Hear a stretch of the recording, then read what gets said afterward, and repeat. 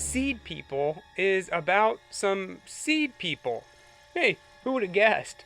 But just take a look at them. These guys look great. I especially like this one with no legs. And it looks like this one can fly? Well, because this is a horror movie, I'm guessing that these creatures aren't the good guys. So, let's see how the human race is saved from the Seed People.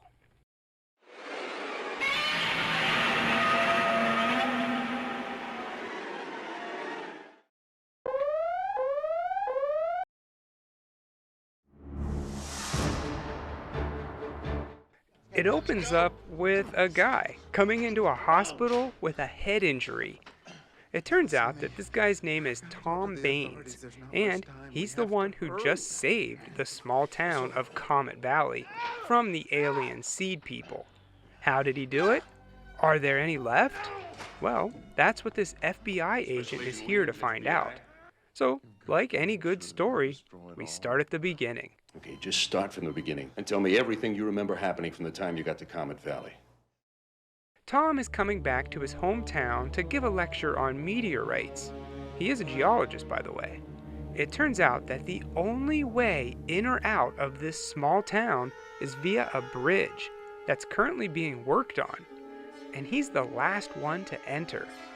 Tom is staying at his ex-girlfriend Heidi's B&B, which obviously causes problems later on with her now boyfriend Brad, but I'm jumping ahead. For now, all we know is that she lives with her brother Frank and his daughter, Kim. Kim's mom recently died, making Heidi her female role model. Later on, we see the family has hired a cook, Mrs. Santiago, whom Kim doesn't trust, thinking that she can read her mind.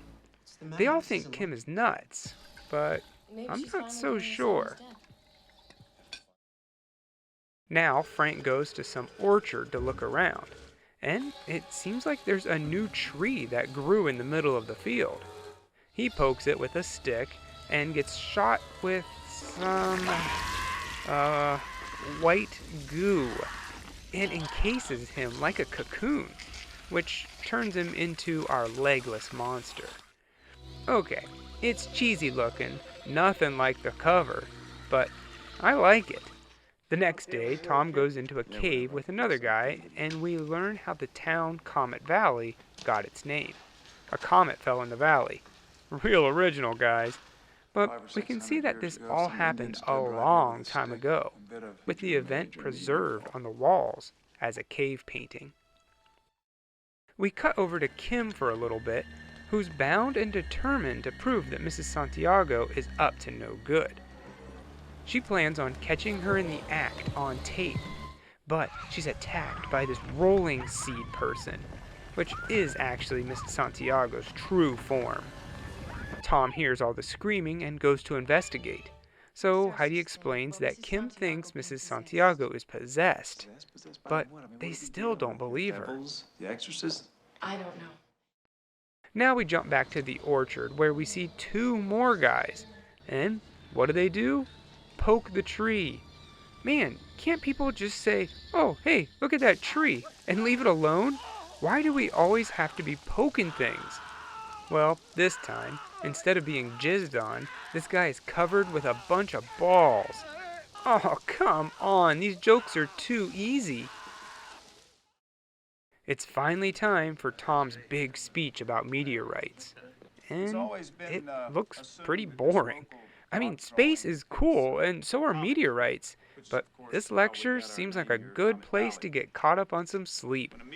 Anyway, while he's doing that, we meet another character, Doc Roller, the town doctor, and local conspiracy theorist. So he doesn't have much credibility. Anyway, he's driving around, minding his own business, when he gets run off the road. By who? I'm not too sure. I think it's Frank, but we never really see. It doesn't matter anyway. What does matter is that the good doctor ran over Thurman Rudd, the guy that was with the man who got balled to death. After Tom's meteor talk, he's stopped by Bert Mosley, a farmer who claims to have found a funny-looking rock. Tom looks at it, and he's not sure, but he thinks that this might just be the comet the town is named after. So he takes it with him to get a closer look. Well, I have never seen anything like this, my friend. The next day, a bunch of breakers are tripped at a substation, causing police communications to go down. So Frazier goes to take a look, where he runs into the doc looking crazy. Turns out that he's acting crazy too, saying that Frazier might be one of them, and he attacks.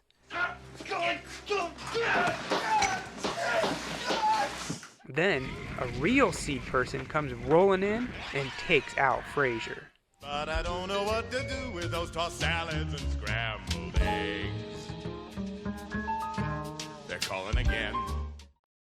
Deputy Yates shows up at Heidi's house to tell her that Thurman was in a hit-and-run accident, and the only person in town that drives a truck like this is Doc Roller.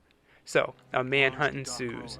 Frazier is still missing, so Frank volunteers to go up to the substation and have a look around, and he insists to be alone, because he's a seed person, and he killed Frazier, so that all gives Tom some free time.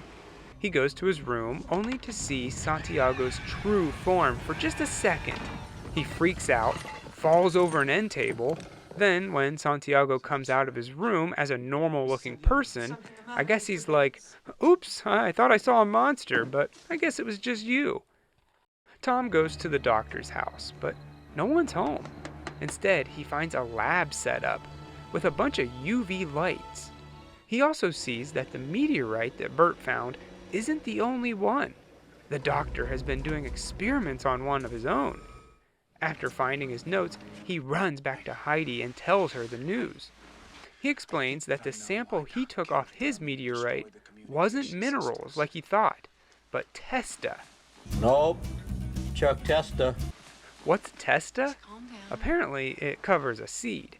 So the meteorites aren't just normal space rock. The meteorites are seeds. Heidi doesn't believe any of this nonsense and goes to check on Kim, but she's not there. She left a note saying that she went out to find her evidence. And I have to say, she has really good penmanship. Tom! We now see what Kim is up to. She's found the seed people and starts to record what they're doing. But just then, the monsters attack. And luckily, she gets it all on tape, including her dad transforming right in front of her. Hey, at least she now has the evidence she needs. She takes off and gets out of there, but then runs right into Tom and Heidi, who are out looking for her. Fortunately, she didn't get hurt, but her camera was destroyed, along with the evidence. The next day, Tom takes a closer look at the camcorder, and he actually manages to fix it. He plays the tape back for Heidi, and now she's a believer. The only other person in town that seems to know what's going on is the doctor. So Tom sets out to find him. And he's the first place he looked, in the cave, covered in UV lights from head to toe. But the doc knows that you can't trust anyone anymore. And at first, he thinks Tom is one of them.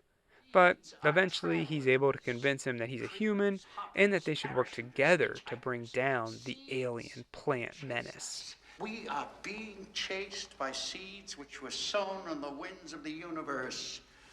Dr. Roller tells Tom that they don't like UV lights, hence why he's covered in them. If they could somehow trap all of them under the lights, they might have a fighting chance. So I guess that's the plan.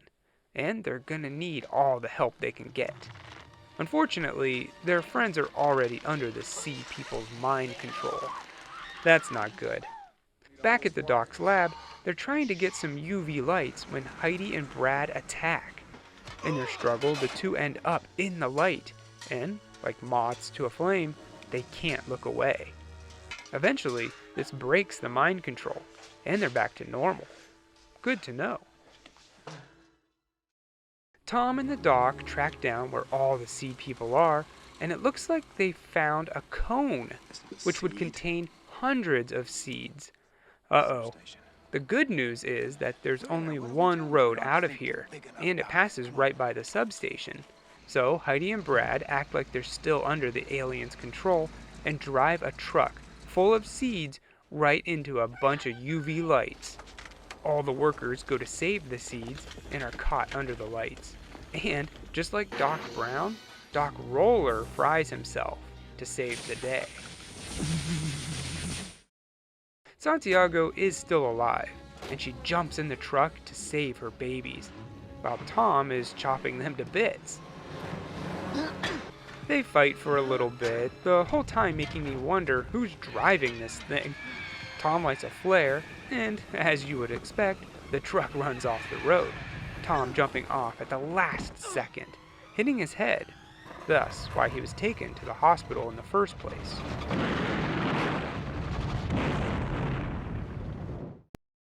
And that's where we end up, back at the hospital. The FBI agent, satisfied with his story, now learning that the Just one doctor more did thing. indeed die and was electrocuted to death. Satisfied with this, the agent lets Tom see Heidi. But that's not Heidi. Santiago shows up and... oh no. Man, that plot sounds really familiar. Do you think the people who made Invasion of the Body Snatchers way back in 1956 watched Seed People and thought, hey, I'm gonna rip off this movie? Yeah, I think that's what happened. Well, honestly, Seed People is a fun time. It's pretty tame, there's not much blood or gore, and the creatures are admittingly pretty silly looking, so it might be more appropriate for older kids. Obviously, the plot isn't original, but it was still pretty fun. My only big complaint is that everyone looks the same. Like, seriously guys, you couldn't hire someone that wasn't a white dude with blonde hair? Mix it up a little bit. It makes it really confusing knowing who's who in the movie. But I will say that the creature costumes more than make up for it. Now, most would laugh at them, and they're warranted, but hey, at least they gave them some variety. I really like that. These guys were definitely the highlight of the movie for me. I recommend Seed People when you just can't find anything else to watch and you want to see something a little cheesy. I give it 2 alien trees that shoot balls out at you. Out of 4. What in the ding-dong heck-a-madoodle hell is that?